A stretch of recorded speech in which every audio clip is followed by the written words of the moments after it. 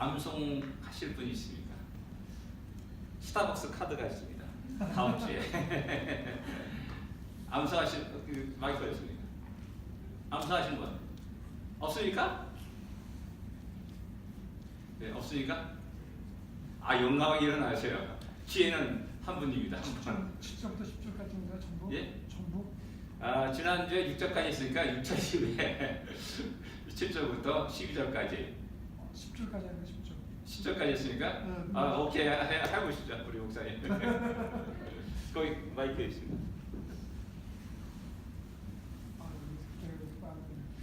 이게 잘 그렸으면 마이크를 딱 대게 되면 아무도 사기 좀 올릴 때가 많습니다.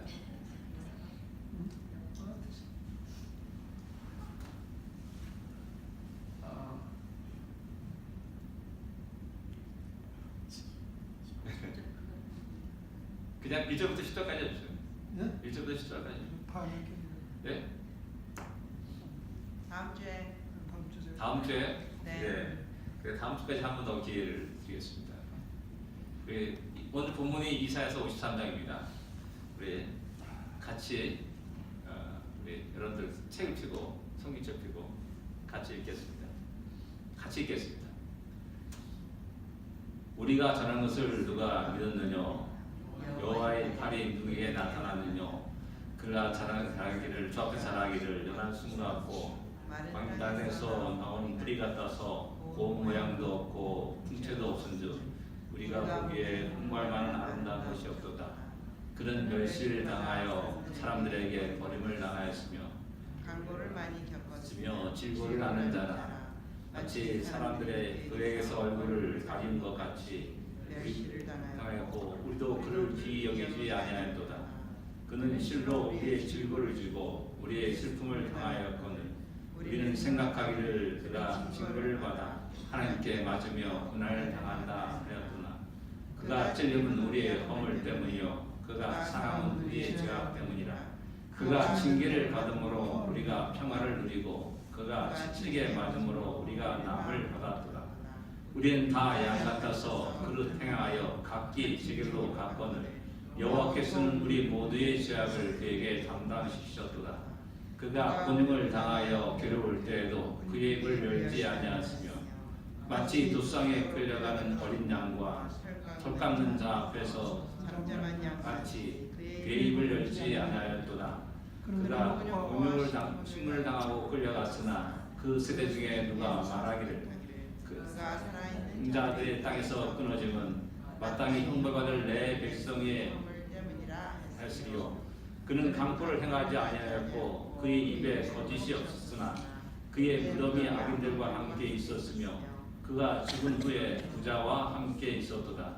여호와께서 그에게 상함을 받게 하시기를 원하사 질고를 당하게 하셨은즉 그의 영혼을 속건제물로 드리기에 이르면 그가 실게 되며 그의 날이 길 것이요 또 그의 손으로 여호와께서 기뻐하시는 뜻을 성취하리로다. 그가 자기 영혼에 수고한 것을 보고 만족하게 여길 것이라. 나의 의로운 종이 자기 지식으로 많은 사람을 의롭게 하며 또 그의 죄악을 친히 감당하리로다. 그러므로 내가 그에게 존귀한 자와 함께 목을 박대하며 강한 자와 함께 탈취한 것을 나누게 하리니 이는 그가 자기 영혼을 버려 사망에 이르며 범죄자 중 하나로 헤아림을 받았음이니라. 그가 사람의 죄를 담당하며 범죄자를 위하여 기도하였느니라. 아멘. 마이크를 내면 잘 기억이 안 납니다. 오늘 이사야서 53장입니다. 우리 중에 고난을 예언한 그 장으로 우리는 잘 알고 있습니다. 우리가 너무나 잘 알고 있기 때문에 사실 저 자신도 우리 보니까 처음으로 지금까지 쭉 목회하면서 처음으로 설교하는 것 같습니다. 이 본문을 무심히 지나갈 때가 많이 있고요.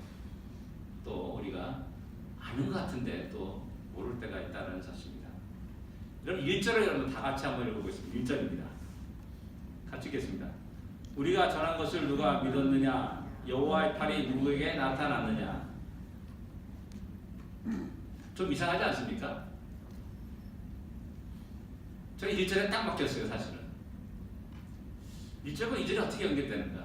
그 뒤에 12절까지 그 말씀과 어떻게 연결되는가?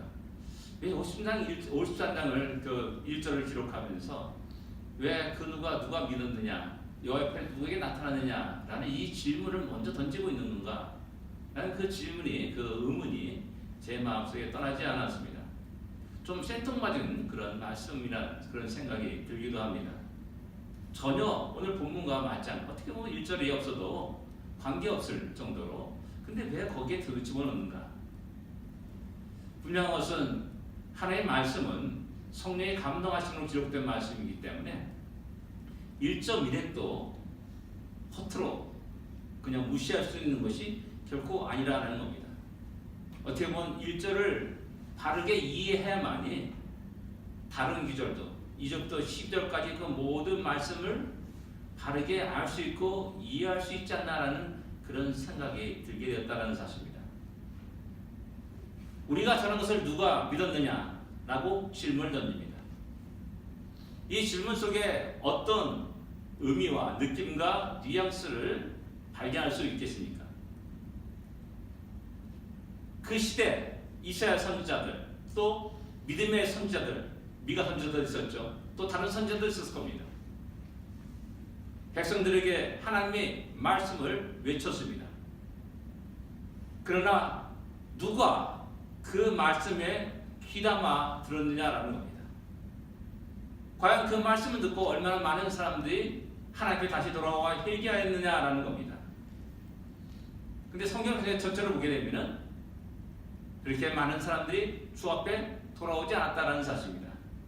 누가 믿었느냐? 그 중에는 믿은 사람들이 많지 아니었다. 어쩌면 극히 적은 수가 주님 앞에 돌아왔다는 사실을 그 말씀 속에 내포하고 있는 것은 아닌가 하는 그런 생각이 듭니다.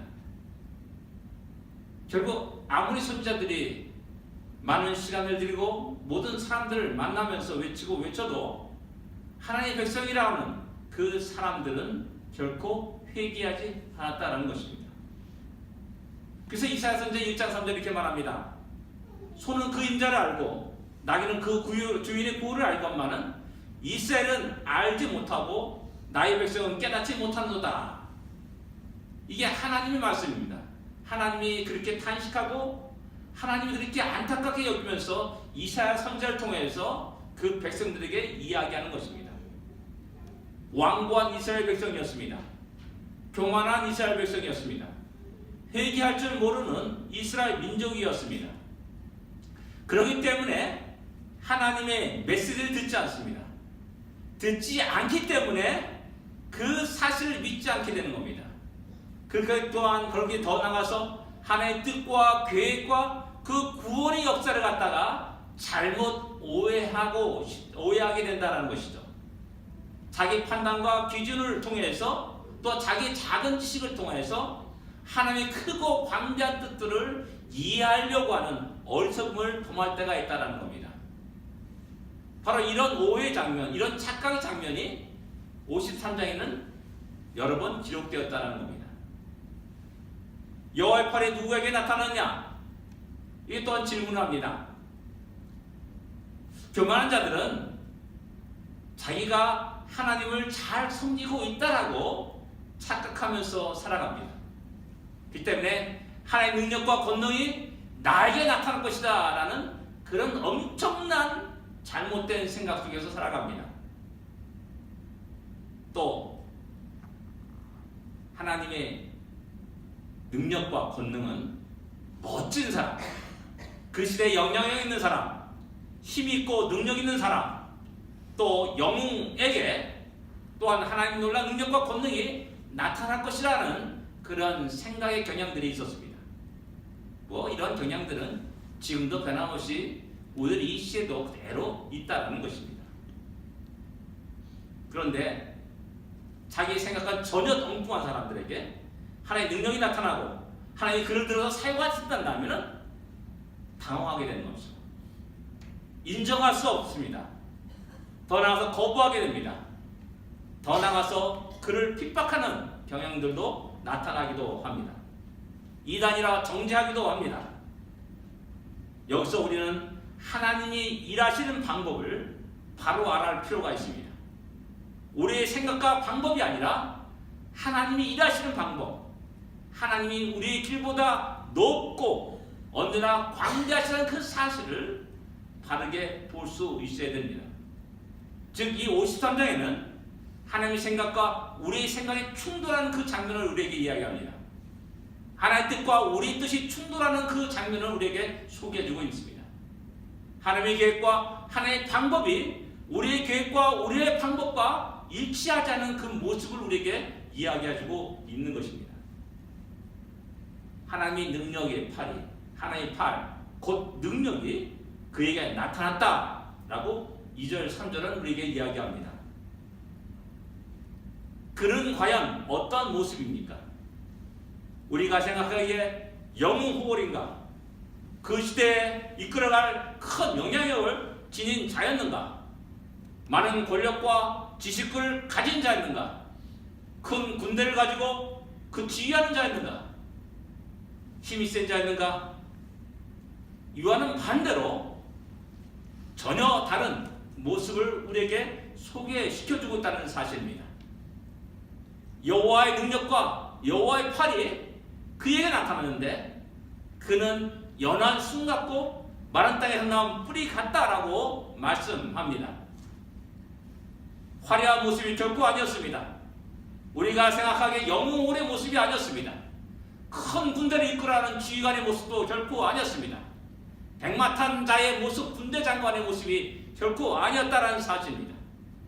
작고 보잘것없는 풍채도 없는, 그래서 우리가 흠모할 만한 아름다운 것이 없다라고 할 정도의 그러한 모습이었다는 사실을 우리에게 이야기하고 있습니다.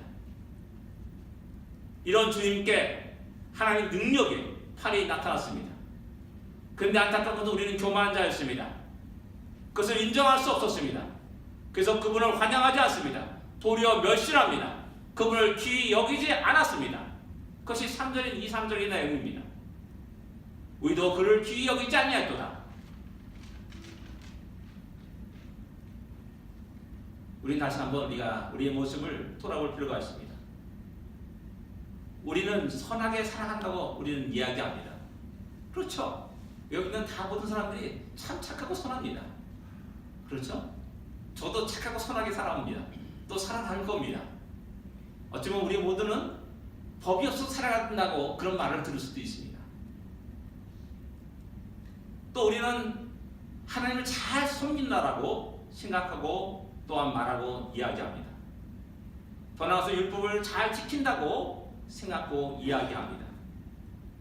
그런데 문제는 뭐냐면 이런 나의 선함이 내가 하나님을 섬긴다고 하는 것이, 율법을 완전하게 지킨다고 하는 것이 도리어 다른 사람을 정죄하고 판단하는, 더 나아가서 하나님을 대적하는 그런 모습으로 나타나고 있지 않는가를 한번 생각해 봐야 됩니다. 이사야 선지자 그 시대에도, 이 연한 그 시대에도 그런 자들이 많이 있었습니다. 교만한 자들이었습니다. 바로 하나님은 53장을 통해서 인간의 교만함을 폭로하는 겁니다. 우리의 교만함을 폭로하는 겁니다. 선한 것 같으면서도 그 안에는 교만함이 있다는 사실입니다. 하나님을 잘 섬긴다고 하면서 하나님을 대적하는 그 교만함이 있다는 사실입니다. 하나님의 구원 계획을, 하나님의 선택을, 하나님의 그 능력의 팔이 임하신 그 모든 것들을 인정하지 않냐고 배척하는 그러한 대적하는 것이 우리의 심령 속에 가득하고 가득 차게 있다는 사실입니다. 이런 우리의 죄악과 교만으로 인해서 주님은 이 땅에 오시는 그 순간부터 온갖 멸시를 당하셨고 간고를 많이 겪었고 질고를 당하셨음을 성경 우리에게 이야기하고 있는 겁니다. 요한복음 1장 11절에 이렇게 말씀합니다. 자기 땅에 오매 자기 백성이 영접지 아니하였으나 이렇게 말합니다. 자기 땅에 왔습니다. 자기 백성들 가운데 왔습니다. 그렇게 자기가 그렇게 사랑했던 그 백성들 속에 왔지만은 어느 누구도 그를 영접하지 않았다는 사실입니다. 그분이 거할 곳이 없어서 말구에 태어났음을 우리는 잘 알고 있습니다. 어느 누구도 그분을 경배하러 가지 않았다는 사실입니다. 대제사장도, 지사장도, 레위인도, 바리새인도, 율법사도, 서기관들도, 성경을 너무나 잘 알아서 달달달 외우는 그 사람들도 결코 그분을 향하여서 발걸음을 옮기지 않았음을 성경은 우리에게 증거하고 있지 않습니까? 태어나는 그 순간부터 죽음의 위협 아래 있었음을 우리는 너무나 잘 알고 있습니다. 그렇습니다. 우리는 그를 흠모할 만한 아름다운 것이 없다고 해서 배척하였고 던져버렸습니다. 우리가 그분을 귀히 여기지 않았다라고 성경은 우리에게 이야기하고 있는 겁니다. 흠모할 만한 아름다운 것이 없기 때문에 우리는 그분을 던져버립니다. 우리가 생각하기에 이런 자에게는 하나님의 능력이 임할 수 없다고 우리는 그렇게 생각하기 때문에 그 하나님께서 그분에게 당신의 능력의 팔을 나타낸다는 것이 우리는 도저히 인정할 수 없는 그러한 일이라는 겁니다. 나사렛에서 선한 것이 나을 수 있느냐라고 나다나엘은 말하였습니다. 그것이 그 시대의 일반적인 상식이었습니다. 우리 기준 속에서 다른 사람들에게 그 하나님의 큰 놀라운 능력과 권능이 나타난다면 우리는 과연 환영하면서 격려하면서 야 하나님 너에게 크신 은혜를 주었다. 열심히 우리의 하나님의 일을 감당하기를 원한다 라고 말할 거냐라는 겁니다. 왠지 모르게 우리는 시기와 질투가 우리 마음속에서 지금 일어나기도 한다라는 사실입니다. 이런 것은 그 시대뿐만 아니라 오늘 이 시대도 동일합니다. 우리 주위의 사람들에게 또 우리가 생각하기에 가난한 사람들에게 또한 배우지 못한 사람들에게 그런 하나님의 능력이 나타난다 한다면 우리는 과연 어떤 생각을 할 것이냐라는 겁니다. 뭐 이런 모든 것들은 우리 목회하는 목사에게도 똑같습니다. 우리 모두는 아마도 좀 프로그램이 잘 짜여있는 큰 교회를 바라고 또한 부러워하면서 살아갈 겁니다. 근데 제가 말씀드렸잖아요. 지난 금요일날 제가 우편물 하나를 받았습니다. 자세히 앞뒤를 갖다 살펴보았습니다. 어느 교회에 가서 보낸 팜플렛입니다. 내가 알기로는 율로 무슨 교회일 것이라고 생각합니다. 그 뒤에 나온 약도를 보니까 그렇습니다. 근데 거기엔 처치라는 단어는 하나도 없습니다. 십자가는 하나도 없습니다. 거기에 성경 말씀 하나도 없습니다. 자세히 살펴봐야지 이스터 서비스 몇시 딱 그것만 있을 뿐이라는 겁니다. 과연 그것이 교회일까? 라는 것입니다. 저는 요한계시록에 있는 아시아에 있는 7교회 가운데 빌라델피아 교회를 상당히 좋아하는 사람입니다. 왜 좋아하냐? 그가 적은 능력을 가지고 주의 이름을 부인하지 않았다는 그 기절 때문이었습니다. 예, 우리 교회가 그렇게 되기를 원합니다. 또한 그렇게 우리 교회가 하나님의 뜻을 바르게 알고 또한 사랑하는, 서로 위로하며 격려하는, 서로가 서로를 바라보면서 하나님이 쓰시고자 하는 아름다운 성품과 아름다운 재능과 아름다운 믿음을 갖다는 사실을 발견하고 서로 위로하며 격려하는 그러한 모습이 있기를 원합니다. 또 우리가 생각할 수 있는 것은 하나님의 구원의 방법에 우리 생각과는 전혀 다르다는 사실을 우리에게 이야기해 주고 있습니다. 우리는 우리들의 지도자들을 어떤 사람이기를 원하십니까? 능히 우리를 인도할 수 있으며 전쟁을 주의하고 언제나 승리하는 것을 상상합니다. 힘과 지혜가 있는 사람을 원합니다. 그래서 모든 대적들을 물리치고 성을 무너뜨리고 탈취물을 취하고 튼튼한 나라를 세우는 그러한 것을 상상합니다. 그런데 하나님의 방법은 우리의 방법과는 전혀 달랐다는 사실을 우리에게 이야기해 주고 있습니다. 거대한 제국을 세우는 자를 우리는 그 역사 속에 그들의 이름을 우리는 알 수가, 새겨진 것을 우리가 알 수가 있고 수많은 사람들이 그러한 자들을 그 이름을 이야기하는 것을 볼 수가 있습니다. 서구 유럽의 왕들의 동상들은 특징이 하나 있습니다. 그게 뭐냐면 말을 타고 칼을 차고 쥐하는 모습입니다. 예, 그들은 끝없이 영토를 넓혀가지고 성을 무너뜨리고 그 안에 있는 금은보화를 탈취하는 그것이 바로 왕의 가장 중요한 역할이라고 생각했습니다. 이 땅에 있던 수많은 제국이 그러한 모습 속에서 자기 영토를 넓혔고 확장시켜 나갔습니다.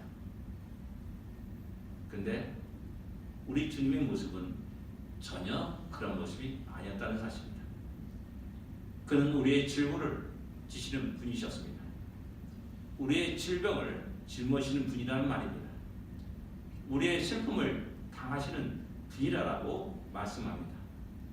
그래서 그분께는 언제나 아픔과 슬픔과 고난이 따르게 됩니다. 주님의 모든 인생은 평안한 인생이 하나도 없었습니다. 머리 둘 곳이 없었음을 성경은 증거하고 있다는 사실입니다. 먹을 것이 없어서 제자들이 배고파가지고 밀밭에 가서 밀을 이상을 취해가지고 비벼서 먹는 장면이 복음서에 기록되고 있지 않습니까? 풍족함과 화려함이 아니었습니다. 왜? 우리의 질고를 지고 우리의 슬픔을 다하는 분이기 때문에 언제나 그분의 삶 속에는 고통과 어려움과 아픔과 슬픔이 계속되었다는 사실입니다. 이런 모습을 우리는 오해하여서 하나님께 징계를 받는다고 생각했습니다. 매를 맞는다고 생각했습니다. 그래서 고난을 당한다라고 생각했다는 사실입니다. 우리의 질고 때문에 당하는 고통인지를 우리는 아무도 몰랐다는 것입니다. 우리 허물과 죄 때문에 당하는 고통을 우린 전혀 알지 못했다는 겁니다. 그분을 귀히 여기지 않는 그런 불신앙의 모습을 보여주었다는 것입니다. 주님이 우리의 징계를, 우리가 주님이 징계를 받음으로 우리가 평안을 누림을 우리는 또한 알지 못했기 때문에 그분에게 감사치 못하고 그분께 영광을 돌리지 못합니다. 우리가 싸워서 평안을 누린다고 생각합니다. 우리의 지혜로 그 평안을 이룬다고 생각합니다. 우리의 굳건한 국방력으로 군대로 창과 칼로 방패로 그 모든 평안을 유지한다고 생각하기 때문에 그분이 징계를 받는 그것에 대해서 우리는 알지 못했다는 사실입니다. 주님이 채찍에 맞았기 때문에 우리가 나음을 받았음에도 불구하고 우리는 그분께 감사하지 못하는 그러한 불신앙을 저지르고 마땅한 사실입니다. 이렇게 하나님은 우리를 위해서 당신의 독생자 예수 그리스도를 아낌없이 주셨습니다.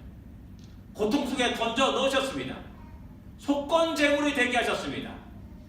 우리의 모든 죄악을 친히 담당하게 하셨습니다.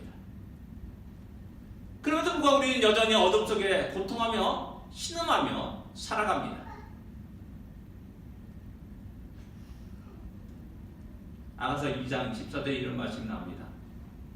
바위틈 낭떠러지기 은밀한 곳에 있는 나의 비둘기야, 내가 내 얼굴을 보게 하라. 내 소리를 듣게 하라. 내 소리는 부드럽고 내 얼굴은 아름답구나. 이 내용이 뭐냐면은 솔로몬이 술람 여인을 불러내는 겁니다. 사랑한 자야, 나 함께 일어나자 라고 초청을 합니다. 근데 술람 여인은 여전히 하여튼 은밀한 곳에 숨어가서 나올 생각을 하지 않습니다. 왜 그렇습니까? 자기 자신이 너무나 부끄러운 겁니다. 초라한 겁니다. 자기 신분이 그렇습니다. 근데 솔로몬이 말하는 게 뭡니까? 내 소리는 아름답다. 내 소리는 부드럽고 내 얼굴은 아름답다라고 말하는 겁니다.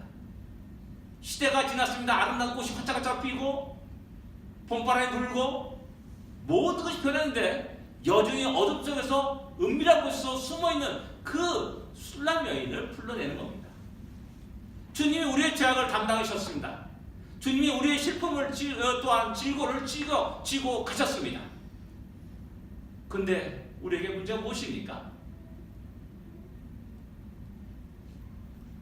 우리의 모든 문제는 주님의 십자가에서 다 해결되었다는 사실입니다. 여전히 죄의식 가운데서 나 이런 놈이야 자기를 자학하면서 살아가는 어리석은 자가 있습니까? 아닙니다. 그래서 결코 안 됩니다. 우리의 과거, 현재, 미래의 모든 죄를 사하신 분이 주님이셨습니다.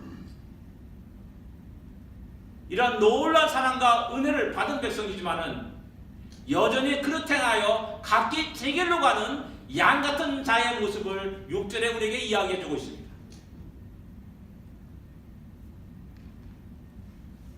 그럼에도 불구하고 하나님은 우리의 모든 죄악을 그에게 다 담당시켰습니다. 그분이 짊어지고 가도록 하셨습니다. 우리는 우리의 이러한 죄악의 모습을 바라볼 수 있어야 됩니다. 그러한 자만이 영원한 하나님의 사랑과 풍성한 하나님의 은혜를 누릴 수가 있는 겁니다.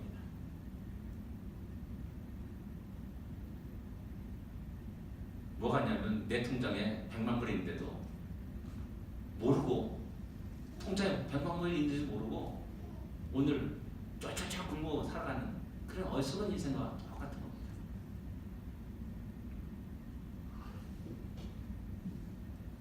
이런 자는 진정으로 하나님께 겸손한 삶을 살 수가 있는 겁니다.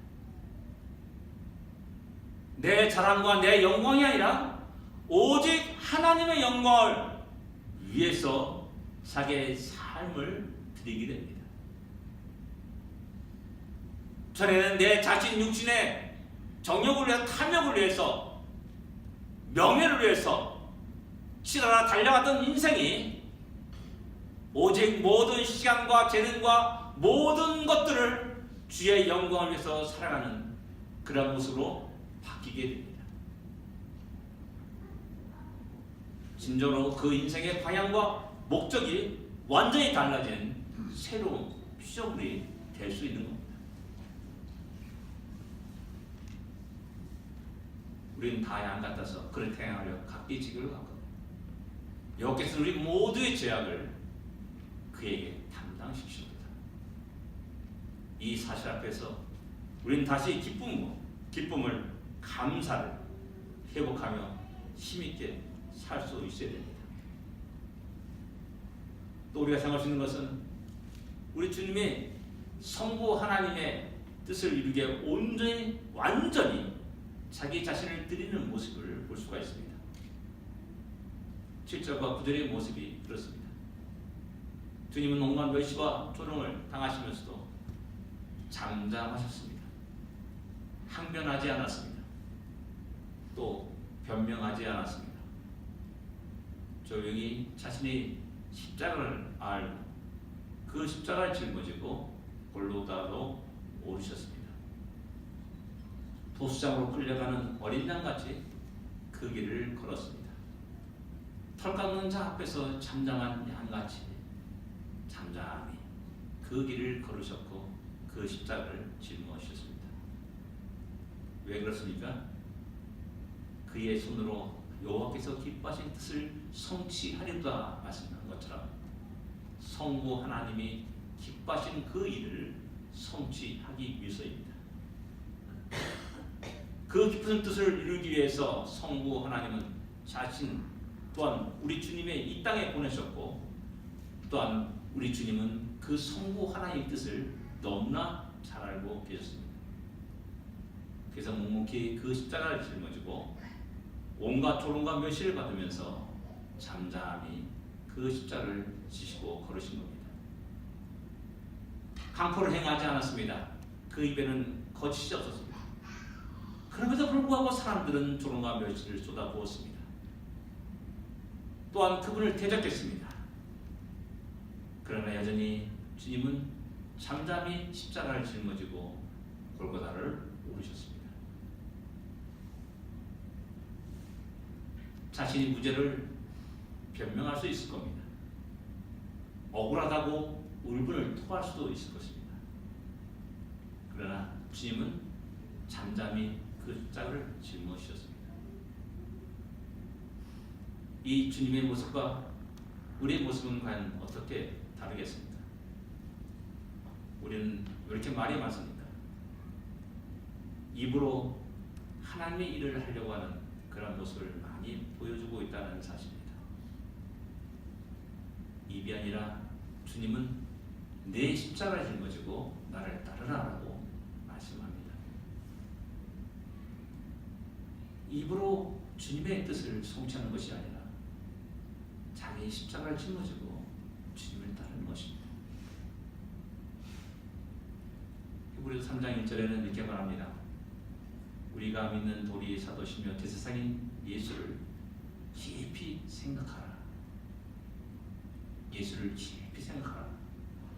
그렇죠. 뒤로 넘어와서 히브리서 10장 2절에는 믿음의 주요 또 온전케 하신 이인 예수를 바라보자라고 말씀합니다. 깊이 생각하고 예수를 바라보라라고 말씀한 겁니다. 그리고 히브리서 13장 13절에 그런즉 우리도 그 치욕을 짊어지고 영문 밖으로 그에게 나아가자라고 말씀합니다. 치욕을 짊어지고 영문 밖으로 그에게 나아가자. 이것이 우리를 향하신 하나님의 뜻입니다. 주님이 잠잠하였듯이 주님이 잠잠히 하나님의 뜻을 온전히 100% 이루어 나가셨듯이 그 십자가를 짊어지고 골고다 산으로 오르셨듯이 언덕길을 오르셨듯이 우리의 십자가를 짊어지고 주님의 그 길을 따르는 자들이 되어야 된다는 사실입니다. 또 우리는 왜 이렇게 핑계가 많습니까? 시간이 없어서 애들 때문에, 돈이 없어서, 배운 것이 없어서, 경험이 없어서, 믿음이 없어서, 너무나 피곤해서 수많은 핑계를 대면서 우리는 그 십자가를 짊어지는 것들을 점차 미루고 살아가고 있지 않습니까? 또 그래서 자꾸만 우리의 영적인 생활이 뒤로 물러나고 침인에 빠지고 있지 않습니까?